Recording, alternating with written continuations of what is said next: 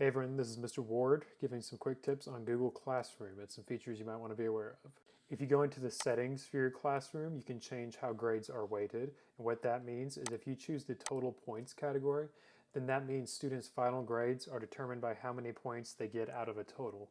So if, for example, there's a total of 1,000 points available from all of your assignments in class, students' final grades are determined based on the percentage of those points they got. So 900 points out of 1,000 would be a 90%. However, if you choose the weighted by category setting, you can change the type of assignment to have different weights for the final grade. So for example, if you wanted to make tests have 50% of the final grade, and then homework and participation each being created as 25% of the final grade, then you can have assignments within those categories weight differently. This means a 100 on a test is worth more for the final grade than 100 on a single homework assignment. When creating an assignment, you obviously have the option to type in the instructions like you normally would and giving it a title and adding files.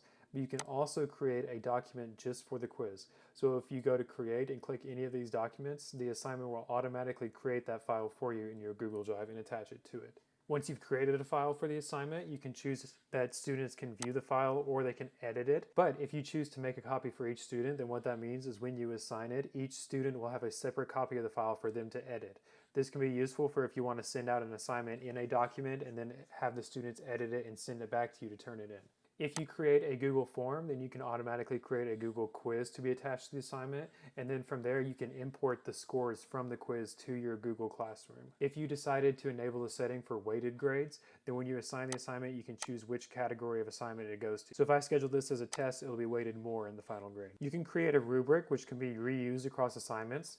To create a rubric, you must first title your assignment, and then once you have given a title to your assignment, you can create the rubric.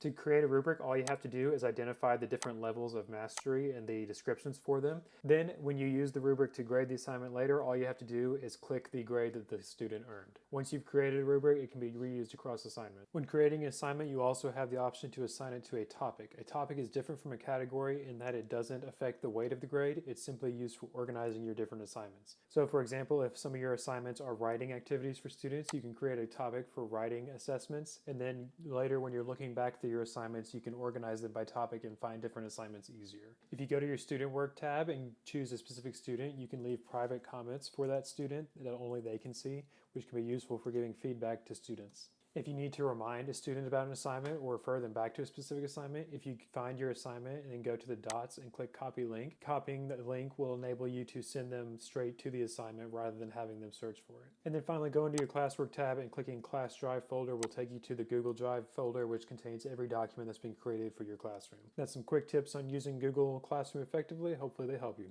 Thank you.